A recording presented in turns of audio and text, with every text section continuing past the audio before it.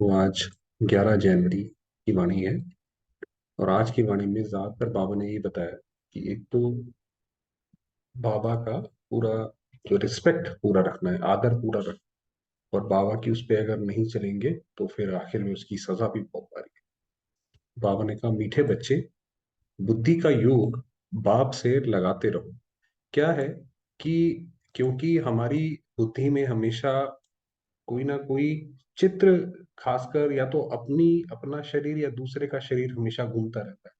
और बाबा जो है वो ज्योतिर्बिंदु है, या उसको हम ब्रह्मा बाबा के उसमें याद करते हैं। तो क्योंकि हमारी आदत ज्यादा नहीं है, इसलिए उससे बार बार बुद्धि निकल जाती है। तो इसलिए बाबा कह रहे हैं कि बुद्धि का योग बाप से लगाते रहो। तो लंबी मुसाफरी, ये जो मुसाफरी है, कलयुग से सतयुग तक जाना, ये लंबी मुसाफरी को सहज ही पार कर लेंगे। तो फिर आराम से पार हो जाएगा। प्रश्न है, बाप पर कुर्बान जाने के लिए किस बात का त्याग जरूरी है? जब भी हम भगवान को भक्ति में भी याद करते थे तो कहते तो पहले यही थे कि हे भगवान, जब आप आओगे ये सब कुछ आपका है। हमारी जो कीर्तन है या उसमें भी सब यही आता है, तेरा तुझको अर्पण क्या लागे मेरा। तो बाबा ने कहा, किस बात का त्याग जरूरी है बाप पर कुर्बान जाने के लिए? देह अभिमान का। देह अभिमान आया तो मरा। देह अभिमान का माना, जैसे हम कोई भी काम करते हैं तो ये होता है ना भाई, हमारा भी तो कोई नाम हो ना, लोगों को पता तो पड़े कि हम क्या चीज हैं। तो ये देह अभिमान है, हमारा देह का जो है थोड़ा प्रशंसा होनी चाहिए, तो वो देह अभिमान होगा। व्यभिच देह अभिमान आया तो मरा, व्यभिचारी हुआ। व्यभिचारी माना बुद्धि भटकी, दो जगह गई। इसलिए कुर्बान होने में बच्चों का हृदय विदीर्ण होता है। इसलिए जब बाबा के प्रति कुर्बान होना होता है तो उनको लगता है, अरे ये कैसे होंगे, कल को कुछ ऐसा हो गया वैसा हो गया। जब कुर्बान हो गए तो उस एक की ही याद रहे, उन पर ही बलिहार जाना है, उनकी ही श्रीमत पर चलना है। ये है कुर्बान होने का मतलब। गीत है, रात के राही थक मत जाना। ओम शांति। नीचे वाले पैराग्राफ से। तो अब बाबा समझाते हैं, बुद्धि का योग बाप के साथ अंत तक लगाते रहना। इसमें अटकना नहीं है कि अरे ये तो बहुत, क्योंकि लंबी मुसाफरी है। तो जब तक जीना है तब तक बुद्धि का योग बाबा से लगाते रहना। माया आएगी, अपना काम करेगी, और हम भी अपना काम बाबा की तरफ करते रहे। स्त्री पुरुष होते हैं तो पहले एक दो को जानते भी नहीं है। फिर जब दोनों की सगाई होती है, फिर कोई 60-70 वर्ष भी इकट्ठे रहते हैं। माना ऐसे करके कोई संबंध बनाते हैं। तो सारी जीवन जिस्म जिस्म को याद करते रहते हैं। वही है कि हमारा सारा जीवन जो है, या तो दूसरे का हम जिस्म याद करते हैं या अपना जिस्म याद करते हैं। वह कहेगी मेरा पति है, वह कहेगा ये मेरी पत्नी है। अब तुम्हारी सगाई हुई है निराकार से। तो जैसे बाबा ने बताया, ये सगाई होती है, शादी होती है, फिर इकट्ठे रहते हैं। तो हमारी भी सगाई हुई है निराकार शिव बाबा से। निराकार बाप ने ही आकर सगाई कराई है, और कराई भी किसने? उसने खुद आकर कराई है। कहते हैं, कल पहले मुआफिक तुम बच्चों की अपने साथ सगाई कराता हूं। तो सगाई हमारी हो गई बाबा के साथ। तो जो भी है, हम जैसे भी हैं, उसके साथ उसके संबंध में तो आ गए। मैं निराकार इस मनुष्य सृष्टि का बीज हूं। सभी कहेंगे ये मनुष्य सृष्टि गॉडफादर ने रची है। तो तुम्हारा बाप सदैव परम धाम में रहते हैं। अभी बाबा ने हमारी पहचान बताई कि तुम्हारा जो बाप है, यानी मैं, शिव बाबा, परम धाम में रहते हैं। अभी कहते हैं, मुझे याद करो।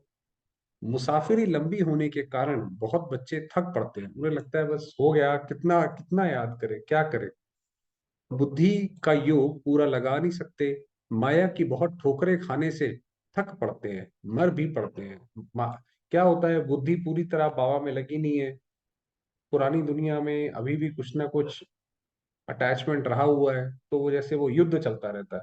युद्ध कितने समय करेंगे, थक जाते हैं तो मर पड़ते हैं, माना बाबा को छोड़ देते हैं, फिर हाथ छोड़ देते हैं। कल पहले भी ऐसा ही हुआ था। बाबा ने कहा, ये कल पहले भी ऐसे ही हुआ था।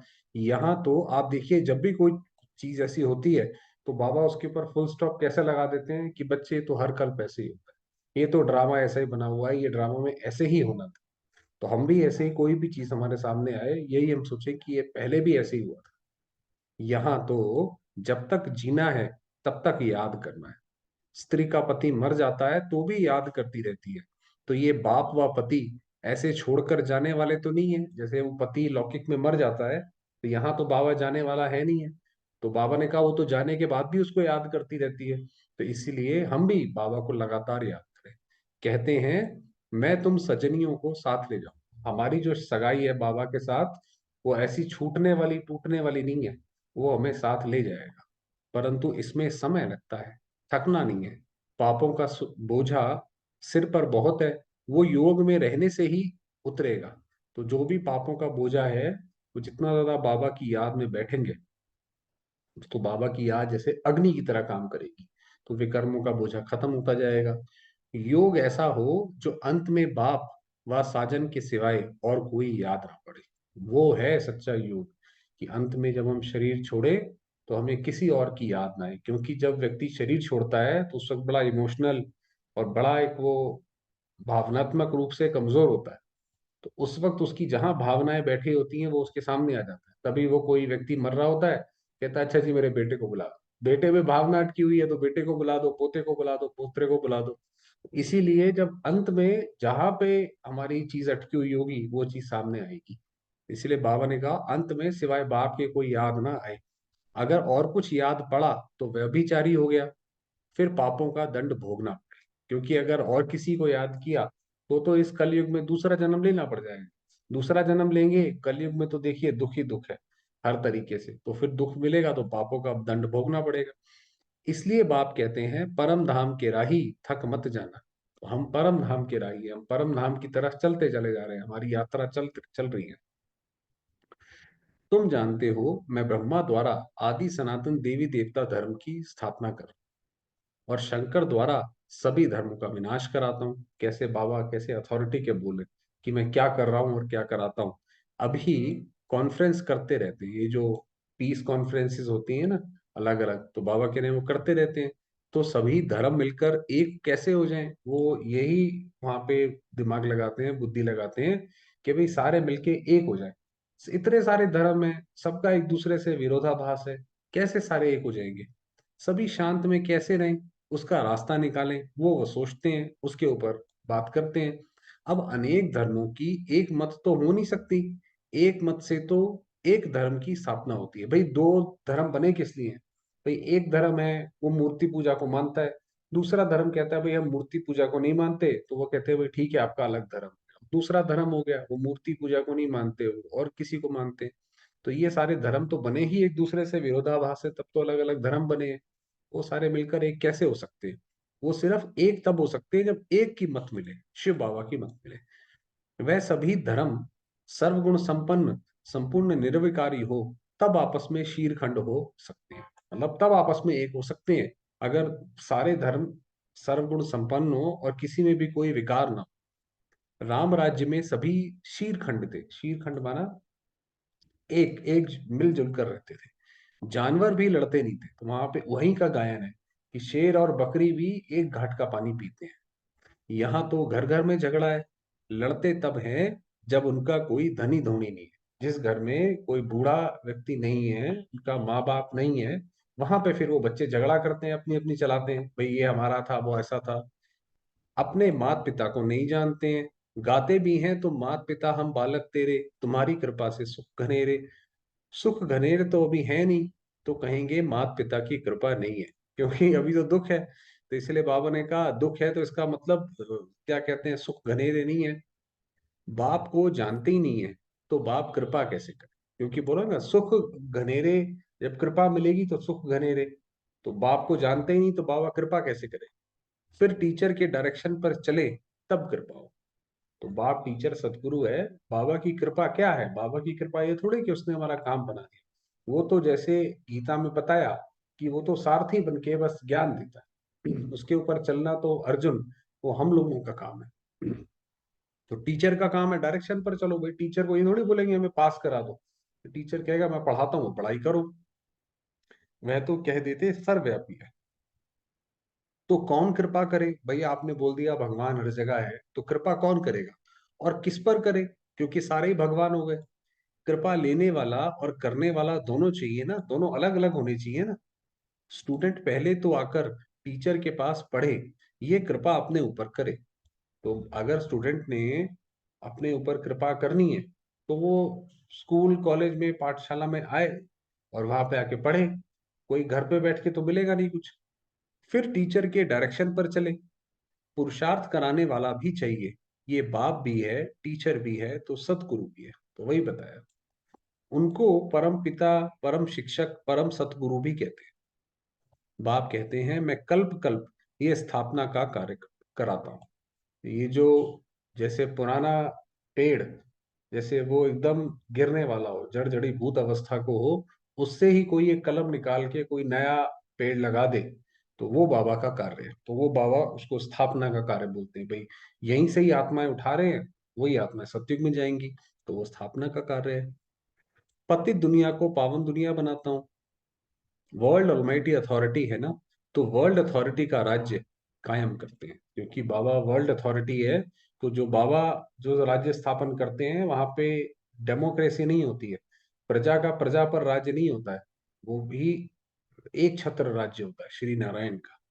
सारी सृष्टि पर एक ही श्री लक्ष्मी नारायण का राज्य था, वही बताया कि सारी सृष्टि पर और कोई जगह ऐसी नहीं है जहां पे उनका राज्य ना हो। जितना, जहां पे सभ्यता बसी हुई है, वहां पे लक्ष्मी नारायण का राज्य है, बाकी सब खाली है। उन्हों की ऑलमाइटी अथॉरिटी थी, वहां कोई लड़ाई झगड़ा कर ना सके। लक्ष्मी नारायण के राज्य में ऐसा नहीं है कि कोई लड़ाई झगड़ा करे, किसी ने कूड़ा इधर फेंक दिया तो लड़ाई कर रहे। वो तो उनकी प्रजा भी वैसी है, तो वो भी देवता है जैसे। वहां माया है ही नहीं, है ही गोल्डन एज, सिल्वर एज। सतयुग त्रेता दोनों को स्वर्ग अथवा वैकुंठ कहेंगे। सभी गाते भी हैं चलो वृंदावन, भजो राधे गोविंद। जाते तो कोई है नहीं, सिर्फ याद जरूर करते हैं। तो अब तो माया का राज्य। सभी रावण की मत पर है भाई। जब आप ये मानते हो कि हिंसा से ही सारी चीजें ठीक होंगी, तो इसका मतलब आप रावण की मत पे हो, है ना। देखने में तो बड़े बड़े मनुष्य अच्छे आते हैं, बड़े बड़े टाइटल मिलते हैं, बड़े बड़े टाइटल अपने पे रखवा लेते हैं, श्री श्री 108, तो ऐसे रखवा लेते हैं। थोड़ी जिस्मानी हिम्मत दिखाते हैं, वह अच्छा कर्म करते हैं तो टाइटल मिलते हैं। किसी ने भाई कोई अच्छा काम करा तो उसको टाइटल मिल जाता है। कोई को डॉक्टर ऑफ फिलोसफी, कोई को क्या, ऐसे ऐसे टाइटल देते रहते हैं। अभी तुम हो ब्राह्मण। अब बाबा कह रहे हैं ये तो माया, ये तो पुरानी दुनिया के टाइटल हैं, वो कैसे मिलते हैं। तुम हो ब्राह्मण, बरोबर भारत की सर्विस में हो। हमारा क्या काम है, जब इस वक्त भारत को सबसे ज्यादा जरूरत है, भारत को किस चीज की जरूरत है, पैसे की जरूरत थोड़ी है, पैसा तो स्विस बैंक में भी भारत का बहुत सारा रखा हुआ है। जरूरत है मोरल वैल्यूज की, तो वो हम जैसे भारत को सपोर्ट देते हैं। तो बाबा ने कहा तुम भारत की सर्विस में हो, तुम दैवी राजधानी स्थापन कर रहे हो। जब स्थापना हो जाएगी तब तुमको टाइटल्स मिलेंगे। जब पूरी ये स्थापना हो जाएगी, तब सतयुग में हमें टाइटल मिलेंगे, सूर्यवंशी राजा रानी, चंद्रवंशी राजा रानी। फिर तुम्हारा राज्य चलेगा। फिर जब राजधानी स्थापन हो गई, तो जैसे भारत जब आजाद हुआ था, तो जिस जिसने भारत को आजाद करने में मदद करी थी, उनको उसका फल मिला था। उसी तरीके से जब ये हमारा राज्य स्थापन हो जाएगा, तो फिर हमारा राज्य आएगा। वहां कोई को टाइटल नहीं मिलता सतयुग में, क्योंकि वहां पे ऐसी कोई बात ही नहीं है कि कोई सोशल सर्विस करे या ऐसा कोई काम करे जिससे समाज का उत्थान हो। समाज तो ऑलरेडी वहां पे इतनी चरम पे है, तो वहां पे कोई टाइटल नहीं मिलता। वहां दुख की बात कोई होती नहीं, जो कोई का दुख दूर करे वह बहादुरी दिखाए, वही बताया। जो टाइटल मिले भाई, कोई ऐसा काम करोगे तब टाइटल मिलेगा, तो वहां मिलता ही नहीं है। जो रस्म रिवाज यहाँ होती है, वह वहां नहीं होती है। जो यहाँ की रस्म रिवाज है कलयुग की, वहां की बिल्कुल नहीं होगी। इसलिए बाबा सतयुग की रस्म रिवाज बताते हैं। ना लक्ष्मी नारायण इस पतित दुनिया में आ सकते हैं, इस समय कोई भी पावन देवता नहीं है, ये है ही पतित आसुरी दुनिया। अनेक मत मतांतर में मूंज गए हैं। मत मतांतर माना इतने सारे लोगों की राय है, इतने सारे लोगों ने अपनी तरीके से भगवान को, सृष्टि को डिफाइन किया है, उसके बारे में बात करी है, विचार विमर्श किया है, समझ नहीं आता कौन सही है कौन गलत है। यहाँ तो एक ही श्रीमत है जिससे राजधानी स्थापन हो रही है। हाँ, चलते चलते कोई को माया का कांटा लग जाता है, तो लंगड़ाते रहते हैं, लंगड़ाते रहते हैं माना माया ने कोई विक्रम करा दिया, तो बुद्धि में वो खाता रहता है कि अरे ऐसा हो गया, अरे वैसा हो गया, तो लंगड़ाते रहते हैं। इसलिए बाप कहते हैं सदैव श्रीमत पर चलो, अपनी मनमत पर चलने से धोखा खाएंगे। अगर अपने हिसाब से चलेंगे तो धोखा खाएंगे। सच्ची कमाई होती है सच्चे बाप की मत पर चलने से। बाबा की मत पर चलेंगे, उसका जिम्मेवार फिर शिव बाबा। अपनी मत से बेड़ा गर्क हो। जब बाबा के सामने, जब बाबा के साथ 400 भाई बहन थे, और जब यज्ञ में खाने को भी कुछ नहीं होता था, तो कई सारे भाई बहनों ने बोला बाबा से कि बाबा हम बाहर जाके पैसे भी तो कमा सकते हैं ना, और वो सारा हम यज्ञ में दे देंगे, जिससे सारा यज्ञ को जो है सपोर्ट मिलेगा। तो बाबा ने कहा नहीं बच्चे, बाहर जाओगे माया खा लेगी, ये अभी शिव बाबा का ऑर्डर नहीं है। और जो लोग गए वो फिर वापस नहीं आए। तो अपनी मत पर चले, भगवान की मत नहीं मानी, फिर बेड़ा गर्क। कितने महावीर श्रीमत पर ना चलने के कारण अधोगति को पहुंच गए। वही, कितने कितने महावीर हैं, जैसे अभी एग्जाम्पल दिया, वो बाबा की मत पर नहीं चले, तो फिर वो अधम गति, ना इधर के ना उधर के, अधोगति को पहुंच गए। चलिए, अब थोड़ी देर वरदान। वरदान है संकल्प शक्ति द्वारा, जो हम संकल्प करते हैं उसमें भी शक्ति है। हर कार्य में सफल होने की सिद्धि प्राप्त करने वाले सफलता मूर्त भव। तो हर संकल्प से कैसे सफल हो हर काम, वो बात है। संकल्प शक्ति द्वारा बहुत से कार्य सहज सफल होने की सिद्धि का अनुभव होता है। कि हमारी अगर संकल्प स्ट्रांग है, बाबा की याद में टिक कर हम किसी को संकल्प दें कि भाई ऐसी सेवा करो, तो वो होगा। जैसे स्थूल आकाश में भिन्न भिन्न सितारे देखते हो, ऐसे विश्व के वायुमंडल के आकाश में चारों ओर सफलता के चमकते हुए सितारे तब दिखाई देंगे। बाबा ने कहा जैसे जैसे आसमान में सितारे दिखाई पड़ते हैं, ऐसी दुनिया में तो हर जगह बड़ी मेहनत से सब चीज मिल रही है। आप जो है उसमें से अलग कैसे चमकोगे, जब आपको हर चीज बड़े आराम से मिलेगी? तो वो कैसे होगी? जब आपके संकल्प श्रेष्ठ और शक्तिशाली हो। संकल्प श्रेष्ठ भी हो, और शक्ति, उसमें शक्ति भी भरी हो। ऐसा नहीं ऊपर ऊपर से कह रहे हैं बस। सदा एक बाप के अंत में खोए रहेंगे, सिर्फ एक बाबा के उसमें खोए रहो। आपके ये रूहानी नयन, रूहानी मूर्त दिव्य दर्पण बनेंगे। तो हमारे जैसे जो, बाबा ने कहा आपकी जो दृष्टि होगी उससे जैसे आत्माओं को साक्षात्कार हो, तो वो दिव्य दर्पण बनेंगे। ऐसे दिव्य दर्पण ही अनेक आत्माओं को आत्मिक स्वरूप का अनुभव कराने वाले सफलता मूर्त हैं। तो हमारी जो नयन होंगे, हमारी जो आंखें होंगी, वो ऐसा होगा कि दूसरी आत्माएं अपना स्वरूप देखेंगी कि मैं भी आत्मा जो है ज्योतिर्बिंदु स्वरूप। इसलिए उसको दिव्य दर्पण बना। जैसे शीशे में अपना प्रतिबिंब दिखाई पड़ता है, तो आत्माओं को अपना प्रतिबिंब उसमें दिखाई पड़ेगा। स्लोगन है निरंतर ईश्वरीय सुखों का अनुभव करने वाले ही बेफिक्र बच्चे। जो बाबा ने जो हमें नशा चढ़ाता है, उसमें हमेशा रमण करते रहे, तो फिर हर चीज से बेफिक्र होगा। उसमें नहीं रहेंगे तो चिंता तो आ ही जाएगी। चलो, थोड़ी देर अब बाबा को।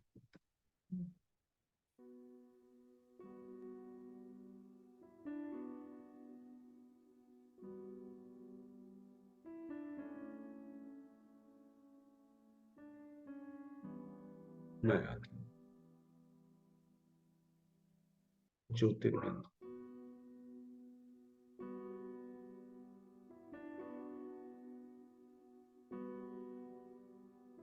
परम पूज्य,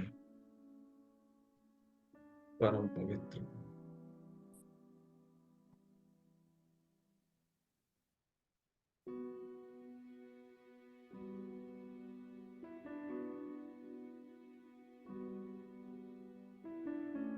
इस शरीर रूपी मंदिर में विराजमान दिव्य मूर्ति,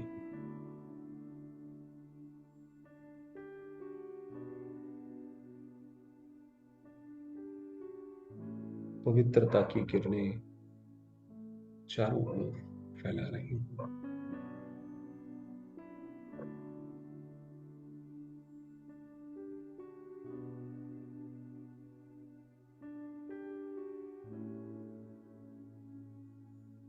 इस शरीर को स्वच्छ, स्वस्थ कर रही हैं।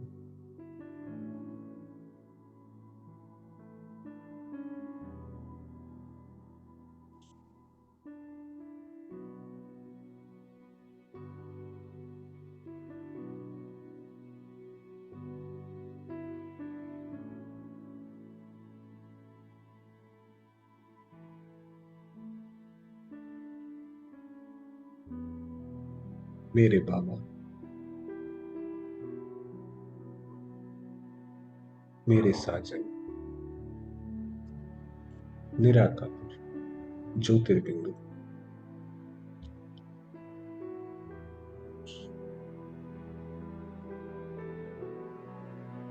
मैं आत्मा प्यारे बाबा की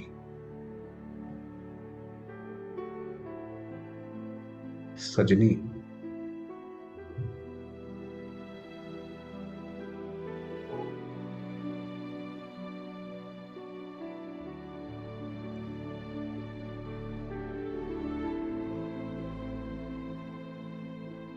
उनका अपार स्नेह, अनेक शक्तियां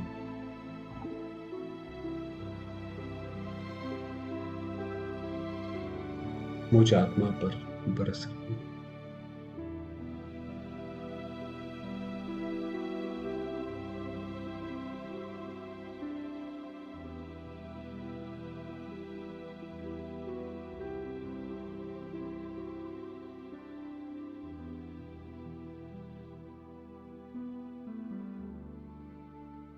बाबा की किरणों को स्वयं में समाती जाती।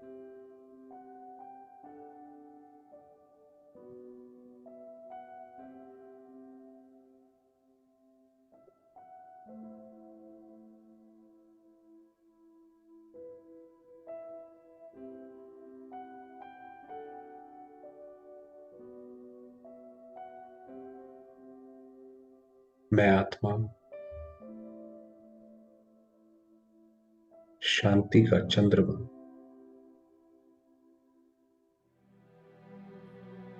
सुखदेव हूँ।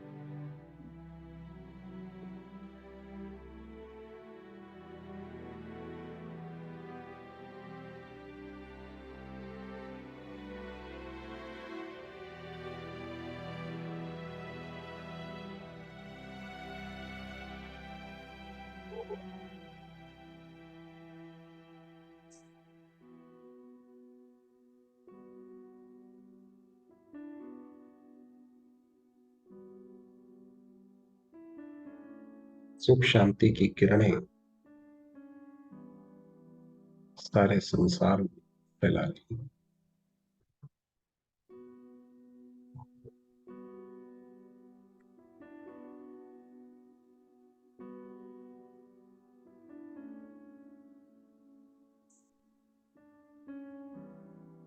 सब आत्माएं ज्योतिर्बिंदु।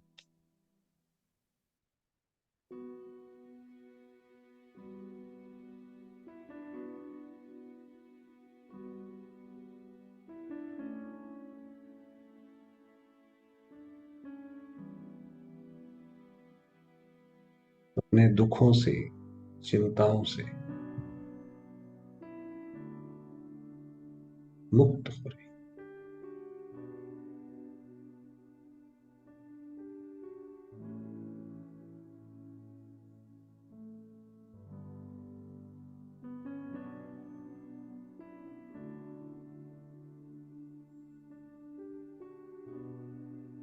शांति के इस प्रभु प्रसाद को स्वीकार कर रहे हैं।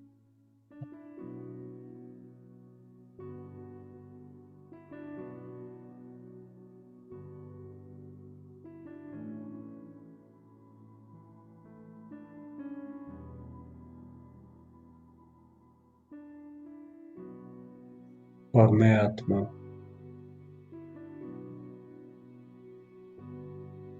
अपने बाबा के साथ कंबाइंड।